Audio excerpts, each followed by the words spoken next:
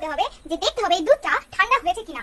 কোনো শিশুকে, সে মানুষের বাচ্চা বা বিড়ালের বাচ্চা বা হোয়াটএভার যাই হোক না কেন, আগে দেখতে হবে না এটা, এই যে আমি দুধটা বলছি এটা ঠান্ডা হয়েছে কিনা। কারণ শিশুরা তো কথা বলতে পারে না, ওরা তো বলতে পারবে না যে গরম লাগছে কিনা, সেজন্য আগে আপনাদেরকে দেখে নিতে হবে যে এটা ঠান্ডা হয়েছে কিনা। তো আমি দুধটাকে এখন গুলে নিলাম, এটাকে আমি এখন এই বোতলে ভরবো। আর ডোন্ট ডিস্টার্ব। সো এটা পুরো কমপ্লিট। এখন আমি এটাকে ঠান্ডা করব। কিভাবে ঠান্ডা করবে না, একটা বাটি নিতে হবে। তাহলে এখানে একটা বাটি নেওয়া হলো, বাটির মধ্যে জল পড়বে, বেশ অনেকটা জল।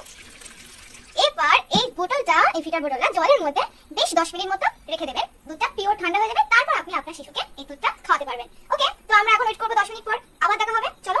সো এই দেখো আমাদের শিশু দুধটা খাওয়ার জন্য পাগল হয়ে গেছে, এখন পুরোটাই ঠান্ডা হয়ে গেছে। সো এবার কি করবো? বাবা একটু শান্ত হয় বাবা।